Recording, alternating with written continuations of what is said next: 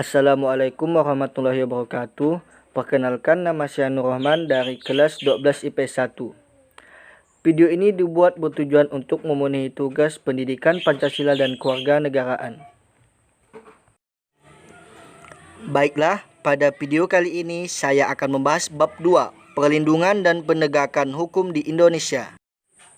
Sebelum memasuki materi, amatilah gambar berikut ini. Saat Anda memperhatikan gambar di atas, hal apakah yang ada di pikiran Anda? Keadilankah, hukumkah, atau pengadilan? Ya, ketiga hal tersebut berkaitan erat dengan gambar tersebut. Gambar tersebut merupakan cerminan proses perlindungan dan penegakan hukum.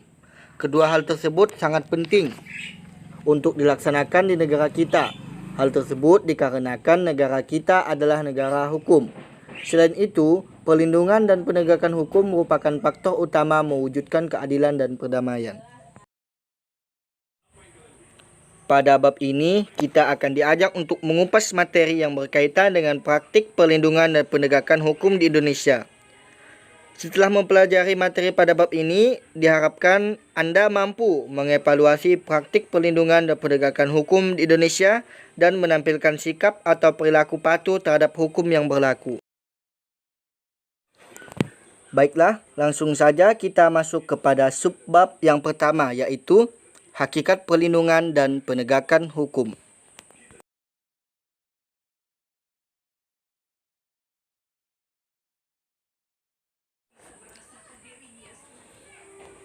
Satu, konsep perlindungan dan penegakan hukum. Apa sebenarnya perlindungan hukum itu?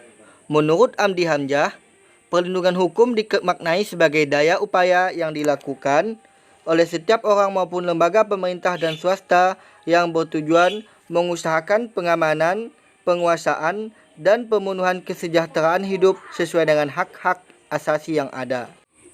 Makna tersebut tidak terlepas dari fungsi hukum itu sendiri, yaitu untuk melindungi kepentingan manusia.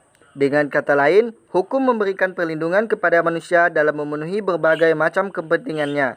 Dengan syarat manusia juga harus melindungi kepentingan orang lain.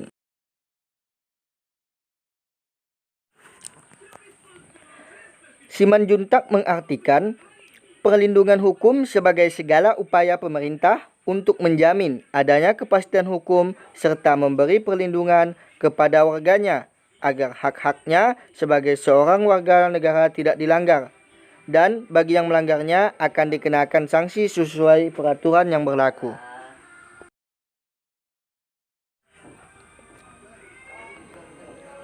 Dengan demikian, suatu perlindungan dapat dikatakan sebagai perlindungan hukum apabila mengandung unsur-unsur sebagai berikut.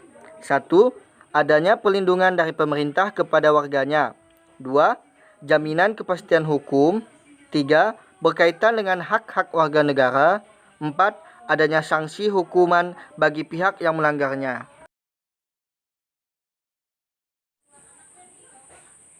Suatu ketentuan hukum mempunyai tugas sebagai berikut. 1. Menjamin kepastian bagi setiap orang di dalam masyarakat. 2. Menjamin ketertiban, ketentraman, kedamaian, keadilan, kemakmuran, kebahagiaan, dan kebenaran. 3. Menjaga jangan sampai terjadi perbuatan main hakim sendiri dalam pergaulan masyarakat.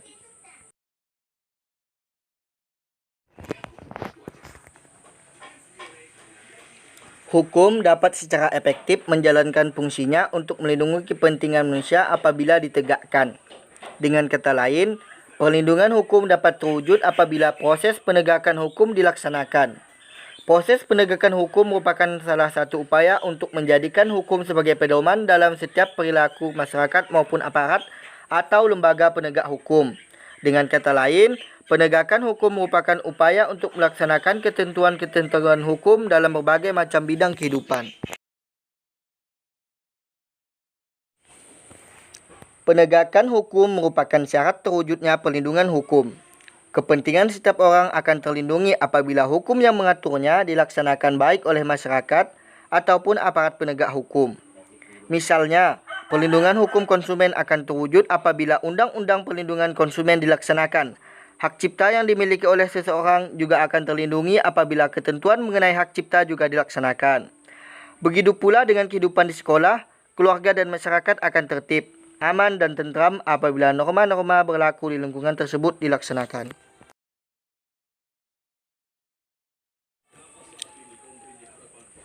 Demikian video ini tentang materi hakikat perlindungan dan penegakan hukum. Mohon maaf atas segala kekurangan. Sekian, terima kasih. Semoga bermanfaat untuk kita semua.